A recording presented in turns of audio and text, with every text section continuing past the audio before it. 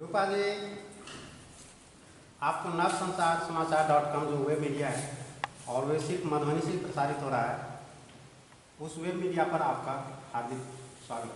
Thank you sir. आपसे मैं कुछ समय लूँगा और आपको सिर्फ दिव्यांग के संबंध में ही बातचीत करना है ताकि आपके बातचीत से दूसरे दिव्यांग को कुछ सीखें।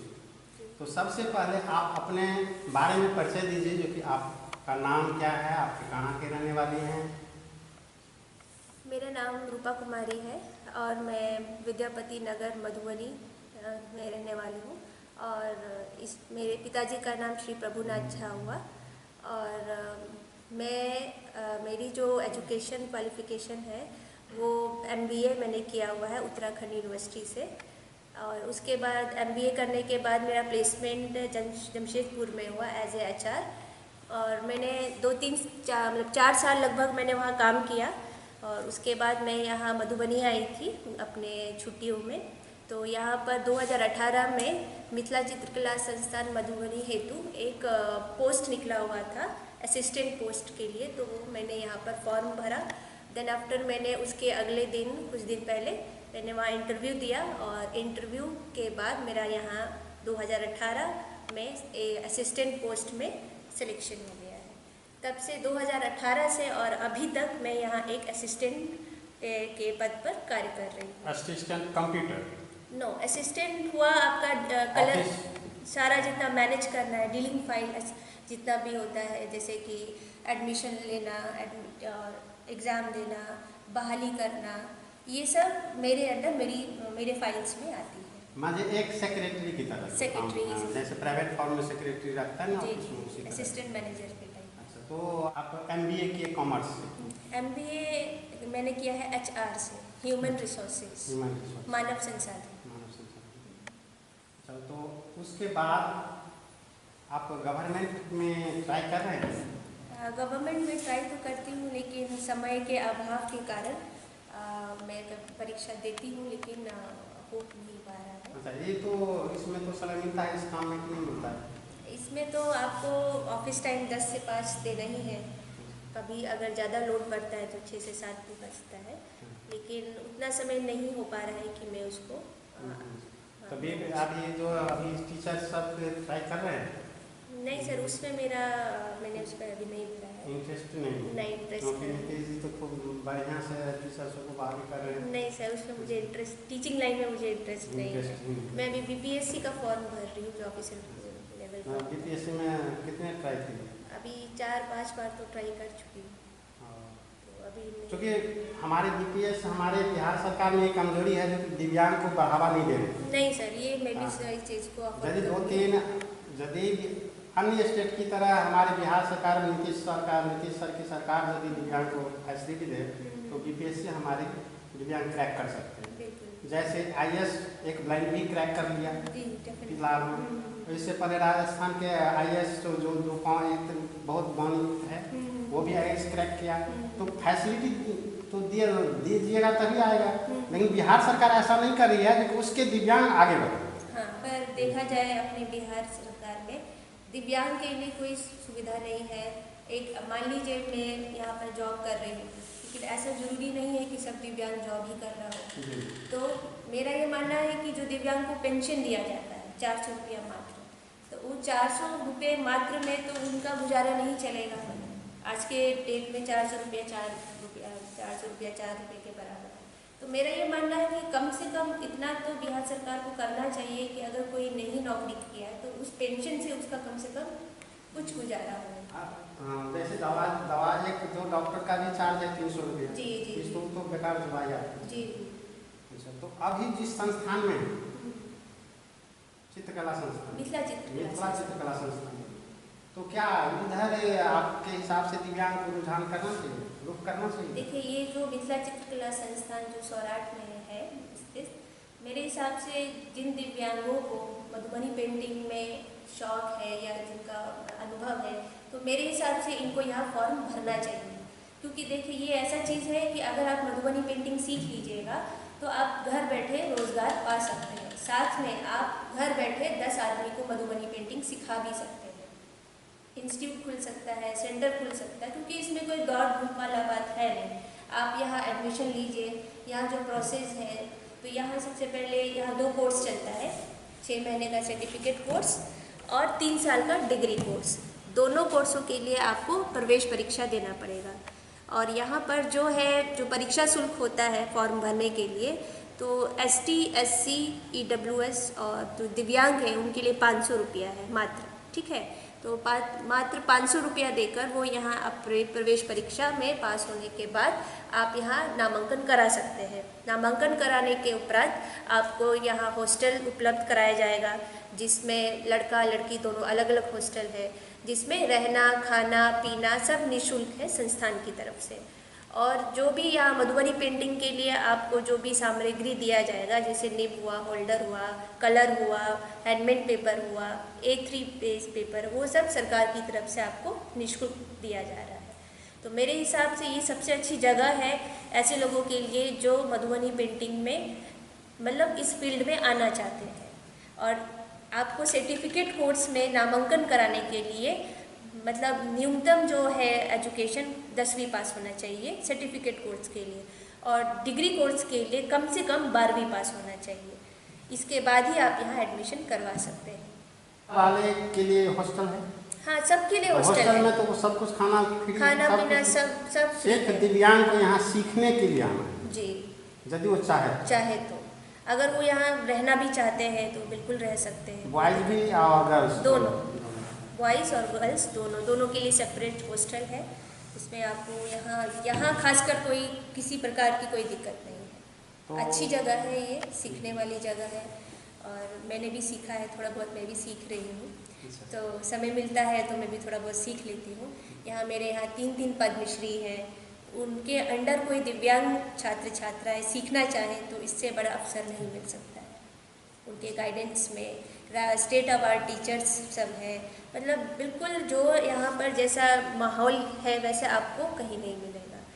और ऊपर से पूरा सुरक्षा के साथ, कोई हॉस्टल में रहना चाहते तो उनको फुली सुरक्षा है, गर्ल्स के अलग, बॉयज़ के अलग। तो मेरे हिसाब से ये सबसे अच्छी जगह है। इससे अच्छी जगह कहीं नहीं है हमको लगता है दिव्यांग के लिए। अगर दिव्यांग चाहे तो यहाँ इस फील्ड से अच्छा। एक चीज़ और बताना चाह रही हूँ, अगर मान लीजिए दिव्यांग मधुबनी पेंटिंग सीख लेते हैं तो प्रत्येक 6 महीने में राज्य पुरस्कार स्टेट अवार्ड का फॉर्म निकलता है। अगर उनको मधुबनी पेंटिंग आ जाता है तो वो 10 दिन का वहाँ कार्यशाला होता है। उस कार्यशाला में उनको पेंटिंग बनाना होता है। यदि उनका पेंटिंग सेलेक्ट हो जाता है तो उनको स्टेट अवार्ड मिलता है। स्टेट अवार्ड के मिलने उपरांत वो असिस्टेंट प्रोफेसर बन सकता है, प्रोफेसर बन सकता है इस मिथिला मधुबनी पेंटिंग में, इस चित्रकला संस्थान में। तो ये यहाँ पर बहुत सारे अवसर हैं। यानी चित्रकला की योग्यता के अनुसार उसमें सामान्य BA या IA की कोई जरूरत नहीं, खाली यदि 10वीं पास हो। हाँ। 10वीं पास के मिथिला चित्रकला सीख लें। जी। सीखने के बाद अवार्ड के लिए अप्लाई करें। अवार्ड यदि जीत जाएंगे तो उनको प्रोफेसर के रूप में प्रोफेसर के रूप में यहीं पर काम और ये नहीं, मान लीजिए कोई 10वीं से भी और ऊपर पढ़ाई किया है, जैसे लाइक BA हो गया, MCOM हो गया, BCOM होगा, वो भी बढ़ सकता है। और ये भी कि अगर कोई ग्रेजुएट है तो दोबारा भी इसमें एडमिशन बशर्ते कि अगर वो यहाँ एडमिशन लेगा तो फिर दूसरी जगह एडमिशन भी नहीं करा सकता। क्यों? क्योंकि ये रेगुलर कोर्स है, एक साथ 2 कोर्स यहाँ नहीं होता है। रेगुलर कोर्स तो यहाँ पर एक डिग्री कोर्स है और 6 माह का सर्टिफिकेट कोर्स। 6 माह डिग्री कोर्स वाले को 3 साल रहना पड़ता है। जी। हाँ, अच्छा। डिग्री कोर्स खर्च कितना आ जाएगा संस्थान में? यहाँ पर आपको देखिए 15 एडमिशन में एंट्रेंस टेस्ट में कुछ ना कुछ खर्च। देखिए अभी मैंने आपको बताया ये परीक्षा शुल्क। परीक्षा शुल्क दिव्यांग के लिए केवल 500 रुपया है, ठीक है। और जब ये है आर्यभट्ट ज्ञान विश्वविद्यालय पटना, शायद सुने होंगे आप, AKU यूनिवर्सिटी, उसके अंडर मेरा ये कॉलेज है। तो वो जो ये 500, 1500 जो भी ले रहा है वो सब आर्यभट्ट द्वारा लिया जा रहा है। अब बच्चे का एडमिशन हो जाएगा तो इसमें आपको रजिस्ट्रेशन फीस होता है 2100 रुपये मात्र, वो आपको देगा एंट्रेंस के बाद। हाँ, एंट्रेंस के बाद उसका एडमिशन हुआ। फिर उसके बाद वो जब 6 माह पूरा कर लेगा तो उसको 4200 रुपये का ये क्या बोलते हैं देना पड़ेगा। हाँ, तो वो जब उनका 4200 रुपया परीक्षा फाइनल एग्जाम। हाँ, और जैसे कि 6 महीना है तो प्रत्येक माह उसको 1-1000 रुपया स्कॉलरशिप मिलेगा। यहाँ रहने के लिए? यहाँ रहने के लिए वो स्कॉलरशिप अभी क्या किया है कि जब वो 6 माह जब पास कर लेगा तो एक ही बार में उसको 6,000 रुपये मिल जाएगा। मान के हाँ, एक ही बार में 6,000 मिल जाएगा। यही डिग्री का है, ठीक है। तो डिग्री में भी उनको बिहार सरकार की तरफ से 1,500 रुपये का छात्रवृत्ति दिया जाता है प्रत्येक सेमेस्टर। इसमें जो डिग्री कोर्स है वो इसका 6 सेमेस्टर है, ठीक है। तो 6 सेमेस्टर में प्रत्येक जैसे फर्स्ट सेमेस्टर वो एग्ज़ाम देगा तो 3,700 रुपये परीक्षा एग्जामिनेशन फीस देना पड़ेगा उनको। जब वो एग्जामिनेशन फर्स्ट सेमेस्टर पास कर लेंगे तो उनको स्कॉलरशिप में 1,500 रुपये इधर वो दे रहा है, इधर उसको मिल भी रहा है। वही दे रहा है वही वापस कर रहा है। जो समझिए आप। लेकिन मेरे हिसाब से ठीक है, देखिए मूल्य सबसे बड़ी चीज़ नहीं है, आप यहाँ सीख रहे हैं, ये सबसे बड़ी चीज़ है। अपने काबिल बन रहे हैं, अपने गाँव पर चलने की कोशिश कर रहे हैं, ये बहुत बड़ी बात है। मधुबनी में तो हमें पहले दिखाई पड़ रहा है। मेरे हिसाब से आपको एक बार क्लास में जाकर भी देखना चाहिए बच्चे किस तरीके से अभी बना रहे हैं, क्लास टाइम है तो वो अगर वो भी आप थोड़ा लीजिएगा तो वो ज़्यादा अच्छा रहेगा। और आप छात्राओं का जो सुमिता जी थी जिसका आप इंटरव्यू लिए, वो इतना अच्छा पेंटिंग बनाती है तो मैं आपको बोल नहीं सकती। यहाँ पर मधुबनी पेंटिंग ही नहीं, बाकी जो उनके कोर्स में जो आता है जैसे टेराकोटा हुआ, ठीक है, ये हो गया, सिक्की कला हो गया, सुजनी कला हो गया, इस सब का वर्कशॉप कराया जाता है। सिलेबस के अंदर ये सब आता है, सेमिनार्स होता है, वर्कशॉप्स होते हैं। तो इससे जो दिव्यांगजन है उनको अच्छा लगेगा, मोटिवेशन मिलेगा, समय समय पर नई चीज़ सीखने को मिलती है यहाँ पर।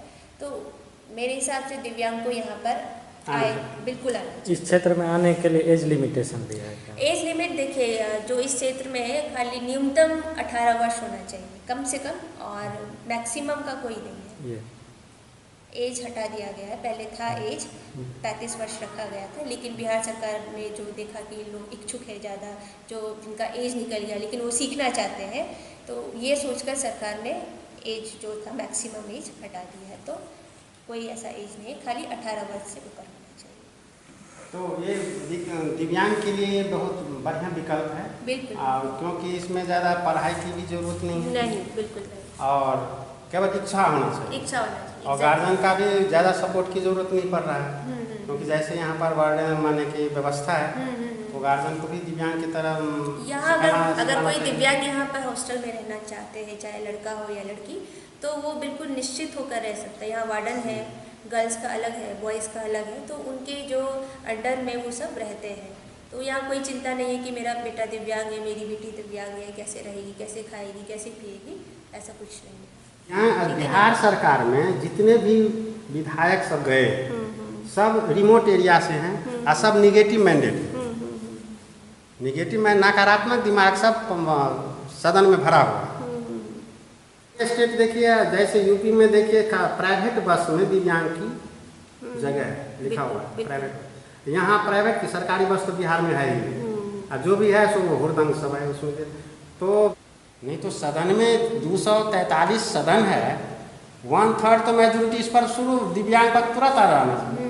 क्या दिव्यांग लोगों के लिए जैसे अभी बिहार सरकार की तरफ से बुनियादी केंद्र आप जानते भी होंगे पंडोल में खुला है, उसमें दिव्यांगजनों के लिए सारा है सुविधा, कैलिपर हुआ, बैसाखी हुआ, ये सब है।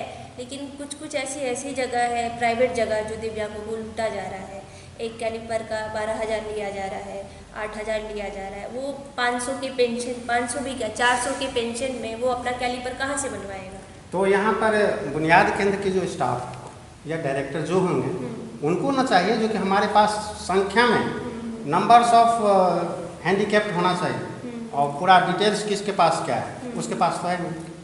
डायरेक्टर्स भी चेंज होते हैं। अभी जो डायरेक्टर आए हैं वो बहुत अच्छे इंसान हैं, तो देखेंगे, मिलते हैं, आप उनसे मिलिए, आपको भी अच्छा लगेगा। और पहले जो डायरेक्टर का था वो मैं नहीं कहूँगी, लेकिन अभी मैं सुनी हूँ वो काफ़ी अच्छे इंसान हैं। हम तो देखते हैं, हम तो फील्ड में उस पर नज़र रखते हैं, रहता है हर डायरेक्टर, हर कलेक्टर, हर अफसर पर नज़र रहता है, लेकिन जिसका फील्ड रिपुटेशन देखते हैं ना, फील्ड में जो चर्चित होते हैं वो उसी होता से ही संपर्क है। करते हैं। एग्जैक्टली। बाकी आप IAS हैं तो हम आपके साथ कोई जरूरत नहीं है, या आप करोड़पति हैं तो हम आपसे संपर्क नहीं करेंगे। आपका फील्ड रिपुटेशन क्या है?